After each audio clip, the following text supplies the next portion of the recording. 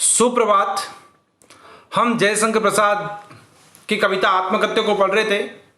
हमने पहला पद्यांश पढ़ा था, आगे पढ़ेंगे।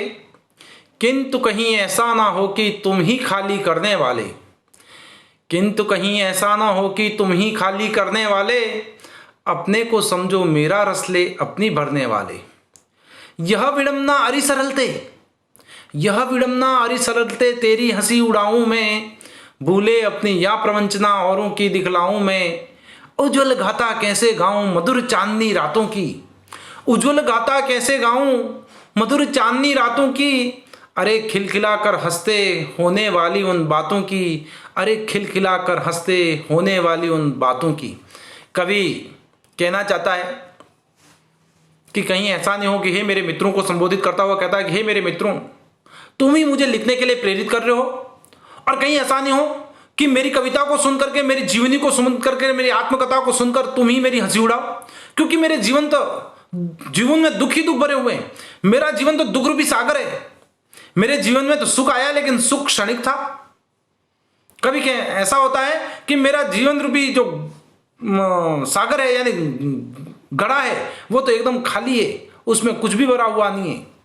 तुम ऐसा नहीं हो कि मेरे खाली गागर को देखकर उसका रस लेकर के तुम अपनी गागर भरने वाले बन जाओ, तुम अपने घर जीवन में खुशियां भरो, यानी कि मेरी बातों की हंसी उड़ाओ। क्योंकि मेरे जीवन में तो दुख आए, क्योंकि मैं दुखों के बारे में लिखूंगा।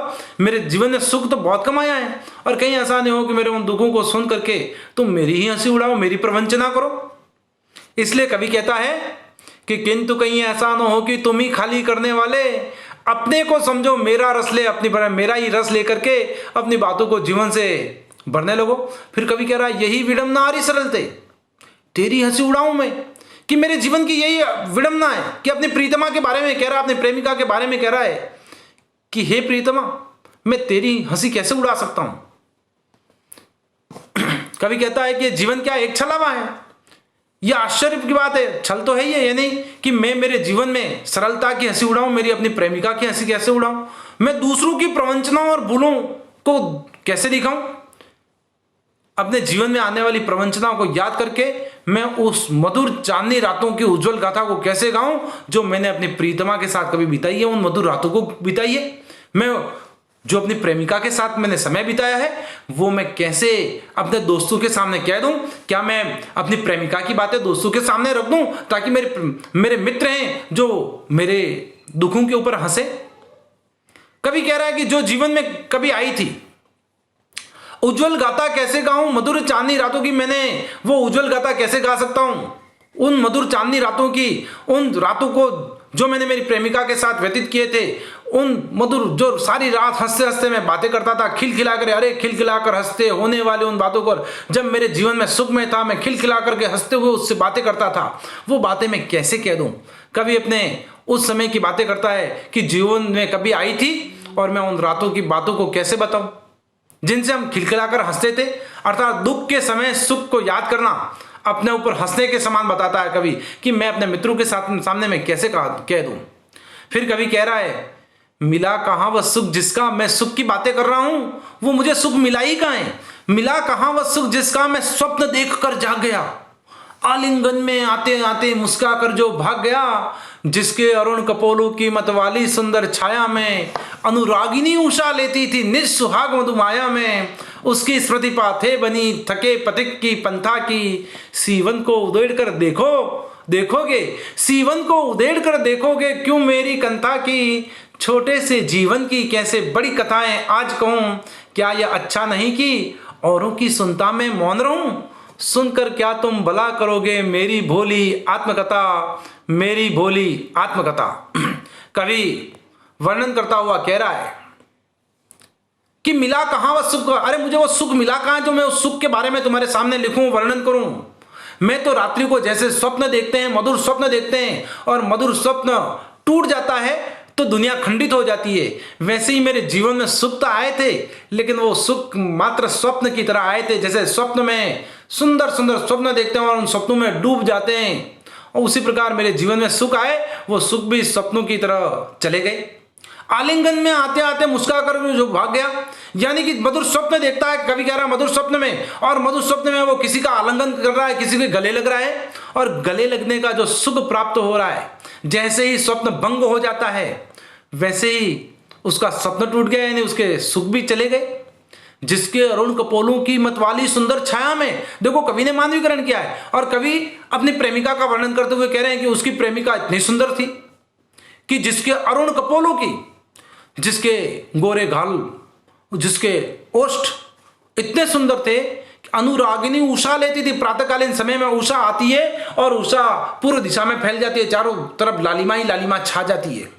उषा को माना है सूर्य की पत्नी है, सूर्य की पत्नी का नाम उषा था। तो कवि कहता है अनुरागिनी यानी प्रेम करने वाली, अपने पति से प्रेम करने वाली उषा भी प्रातःकालीन समय में मेरी प्रेमिका के पास आती और मेरी प्रेमिका की सुंदरता को देखकर निज सुहाग मधुमाया की, अपने सुहाग की रक्षा करने के लिए मेरी प्रेमिका के होठों से उसकी लालिमा को चुरा करके लेके चली जाया करती थी। अनुरागिनी उषा लेती थी निज सुहाग मधुमाया में, उसकी स्मृति पाथे बनी। आज उसकी स्मृतियां हैं जो मेरे लिए थके हुए पंथी का पाथे बन गई है। जिस प्रकार पाथे कहते हैं रास्ते का भोजन, जिस प्रकार कोई पंथी है जो रास्ते में चलता है, थक जाता, एकदम परेशान हो जाता है, और रास्ते में उसे भोजन मिल जाता है तो उसे बल मिल जाता है, उसी प्रकार कवि कह रहा है कि मेरी प्रीतमा की जो यादें हैं मेरे लिए पाथे बनी हुई है। उस थके हुए पंथी को जैसे भोजन मिल जाता है, उसी प्रकार उन पाथे के आधार पर ही मैं अपने जीवन को जी रहा हूं, उसकी यादों के सहारे ही अपना जीवन व्यतीत कर रहा हूं।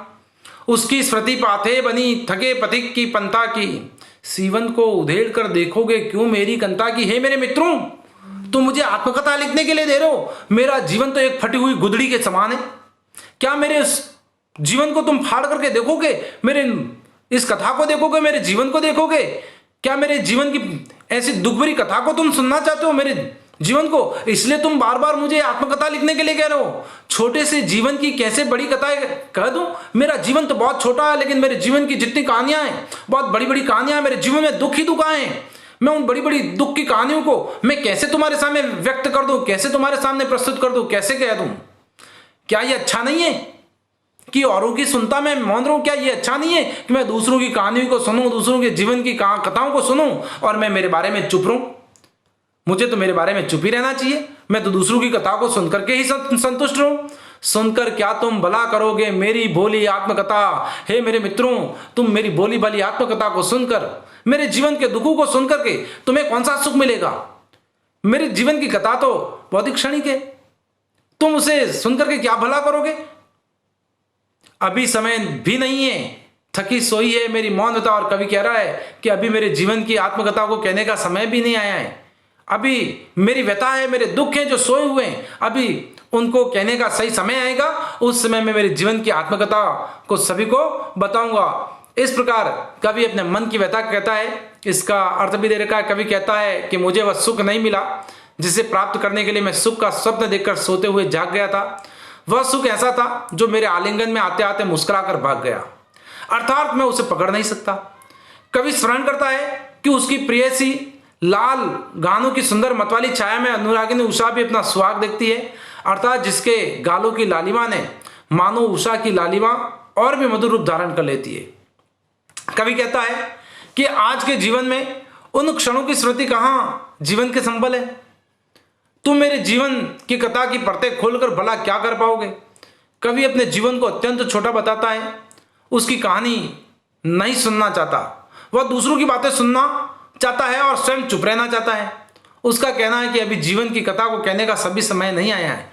उसकी व्यथा कथा को शांति रहने दो, उसे कुरेदने का प्रयास मत करो। इस प्रकार इस कविता के माध्यम से, आत्मकथ्य कविता के माध्यम से कवि जयशंकर प्रसाद ने अपने मित्रों के द्वारा जो बार बार उन्हें कहा जाता था कि अपने जीवन के बारे में लिखो, अपनी आत्मकथा के बारे में लिखो, तो छोटी सी कविता के माध्यम से अपने मित्रों को शांत करने के लिए उन्हें इस कविता के माध्यम से संदेश दिया कि मेरा जीवन तो दुखों से भरा हुआ, मेरे जीवन में कष्ट ही कष्ट है, मेरे घावों को क्यों कुरेदना चाहते हो तुम।